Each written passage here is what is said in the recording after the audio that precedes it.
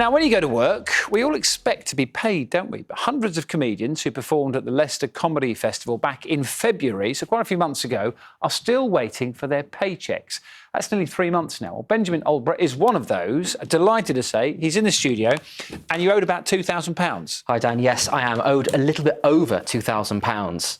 So what went on? What happened? So about 3 months ago, we did our shows. I took up a few shows. I was producing some others, and we did a great job.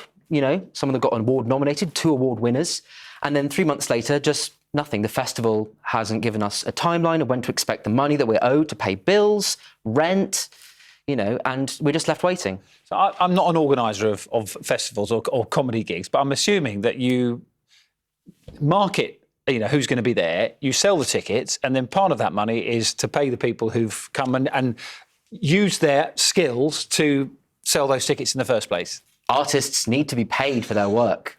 It's true. So where's that money gone? Because there were lots of tickets sold for the comedy festival. Plenty, especially for our shows. So what we think has happened is that the festival used the ticket monies that we earn through our work to cover operational costs for the festival, and then realised, actually, when it came time to pay them out, that they couldn't quite afford to do that, and sort of sent a big sorry email saying, you know, we can't make this payment, leaving us with absolutely no timescale for the work. And look, this industry, this comedy industry, is held together with glue and bits of string. It's very precarious. And when you spend your whole life building and working towards doing the kind of shows that, you know, we've got award-nominated shows, our seasons won awards. These are big profile things, and to not get paid is kind of an insult. And £2,000, I mean, that's bills, that's rent, that's, you know, food, isn't it? That's stuff which you would expect to have in your account to live life. Quite right. And it costs to do shows as well. It costs, there's about £100, £92 actually, registration fee for the Leicester Comedy Festival. That's up front. And you've got to get there, you've got to stay there, you've got to buy props for your shows, you know, you've got to hire in tech, all that kind of stuff. But all adds up. I should say, it's not like they've run off and disappeared, because we've contacted them. I know you said you've had an email. The people who organised the festival say they had to delay some artist payments due to cash flow, but they're committed to making these payments as quickly as they can. They apologise for the pressure and the uncertainty for the artists and say, we recognise this is a wholly unsatisfactory situation.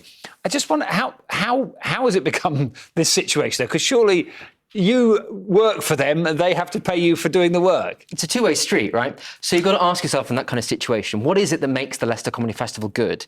Is it the comedy, or is it the administration of running an event? You know, it's the comedy. You know, if there aren't, I really want to come back. I went to university in Leicester. I grew up there. That's where I learned my craft. I want it to work. So it's not that you hate the place. You want it to thrive. You want it to work. Oh, I live and love Leicester. Oh, Turkey Cafe all day long. Firebug, Phoenix. It's wonderful. Good niche local knowledge there. Yeah, absolutely. My favourite curry house closed down recently. That was a tragedy. But there's a new one back up, which is nice. But I want it to work. I want to go back. But they have to do a bit more.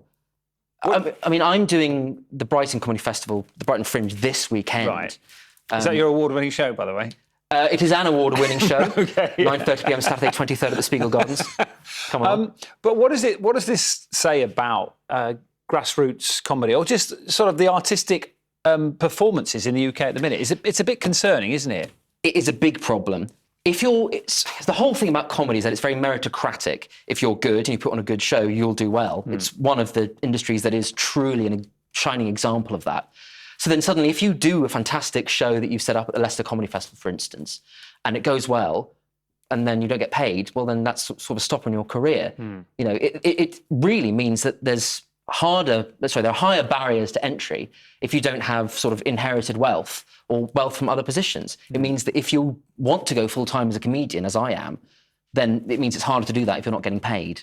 Well, hopefully they will pay you at some stage. That's certainly what they've said. And enjoy Brighton this weekend. Brighton Fringe at the Spiegel Gardens all this weekend. Come see our 19 shows. Late night with Terry Wogan. Thank you. I like the wink down the camera as well.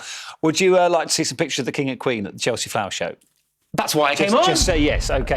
So here we go. Some pictures from the Chelsea Flower Show, which I think was the press day today. The King and Queen have arrived. Charles and Camilla are meeting organisers and celebrities, including Alan Titchmarsh. I think David Beckham's there as well, just in the back, out of shot. Oh, yeah, there Can you see him there, Benjamin? just in the shadows. Yeah, the annual event is in full bloom like that and open to the. You can have that for your show if you like. I'm writing it down. Open to the public from tomorrow, and for only the second time ever, some more ornamental guests are welcome too. The ban on gnomes has been lifted at the Chelsea Flower Show this year. I'm so grateful. Thank you. It's made my. I'd like you here for the rest of the programme just to commentate on the stories that Very we happily. do. You know, forget the Leicester Comedy Festival. The gnomes are back. Okay, we don't pay though. I know we do. Sorry. Well, plenty more to tell you between now and the 6th, including everything you need to know. Watch this, by the way. What pace. Pace indeed. Aaron Wright take a bow. Yeah, that's Aaron Wright, Britain's new major star. More on him coming up. Plus, what happens when these two fighter jets got a bit too close to each other at a US air show? It's one video you definitely will want to watch today. Thankfully, nobody was hurt. Stick around, we'll show you that in a couple of minutes.